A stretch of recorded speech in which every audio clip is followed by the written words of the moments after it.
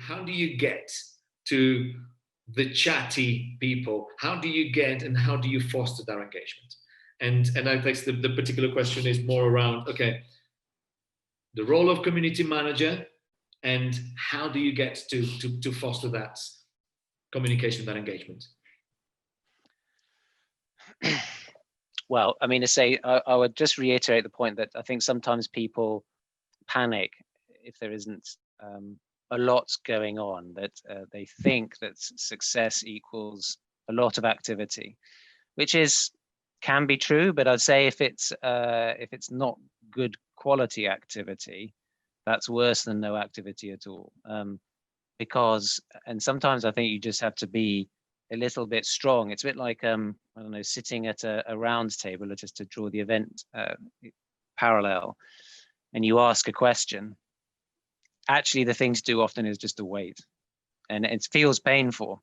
And then slowly someone will talk, and then everyone else will feel comfortable and they'll chip in and things. If you just keep banging on to fill the silence, you're actually going to kind of put people off a bit. So I'd not necessarily, it's not necessarily a bad sign if there's not lots going on. In fact, it could be a bad sign if too much is going on, because everyone always complains, quite understandably, they're overwhelmed with stuff. They want relevancy. It's too noisy. And, part of this trend, as you say, which, even Zuckerberg at Facebook recognizes, is that we've had a toxic overload, saturated with stuff, communication, including, community, social media. And we're trying to kind of retrench back into more private spaces, more curated, more filtered and things.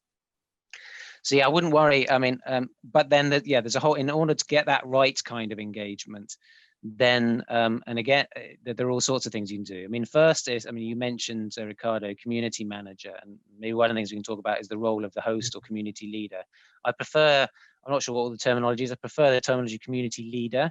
My concern with community manager is it sounds a bit junior and a bit operational. And I think one of the problems in some of these B2B communities is that the person who's kind of fronting it, I think, needs to be ideally quite knowledgeable about the main space, ideally quite senior, and ideally, well connected and respected as far as possible within that sphere.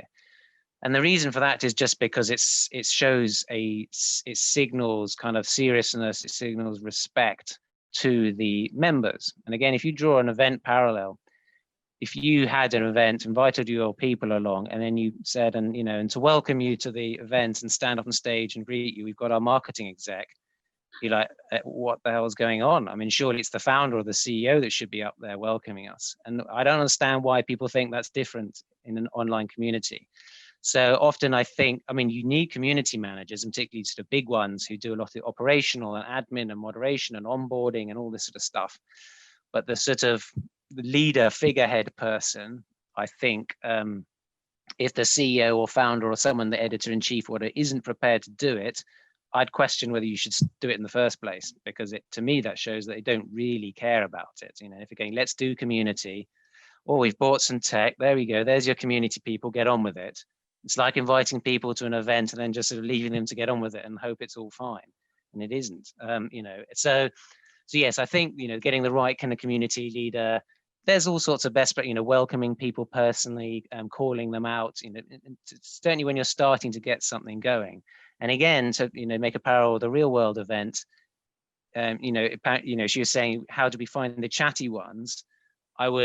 They don't need finding, because they're often the challenge is suppressing them, not actually finding them necessarily. They're too chatty. That's a different problem. I think the more interesting challenge is, how do you get the quiet ones to speak up? Because again, in my experience, I've run loads and loads of round tables, which is usually 10 to 12 people. As a good moderator or host, you're trying to draw out the quiet ones, because often they're sitting there quiet because they're introvert or whatever. And then you finally get them to talk, and they've got all the answers. They've been sitting there all along and going, why haven't you said anything? Because all this.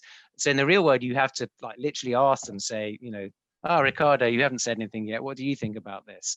Yeah. And the similar in the digital world, you sometimes you have to, whether it's direct message, you email, you phone them up, you say, I know that you know a lot about this subject and you're not saying anything. Do you mind contributing? Or, so it does, it takes a bit of work and a bit of kind of prodding. But then to get it going. But then hopefully, say people start to go, oh, okay, this is good, and I can chip in, and it makes me feel good, and I can contribute, and I'm getting something out, and it kind of, you get that feeling where it's just feels like a supportive and valuable community.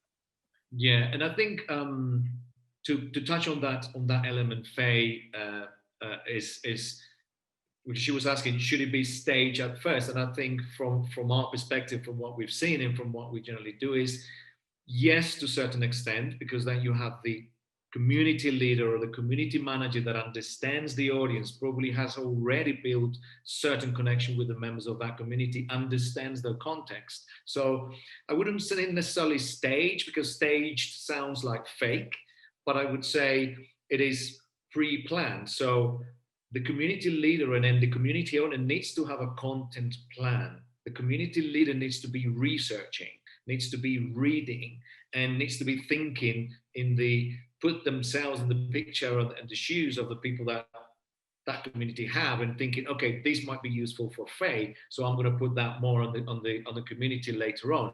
Oh, Genevieve, whatever it is going to be very interested about it. So it's kind of serving that. So it's not stage, it's a content plan, because you need to drive, or need to foster that engagement. But I think there's another big important element, which is doing direct communication. Sometimes you might have the discussion going live, and then you might go separately, hey, would you rather contribute to this? I mean, that digital nudge, as you said, that when you're in the digital, okay, listen, for instance, John, you haven't said anything. There's this discussion here. You have so much to add.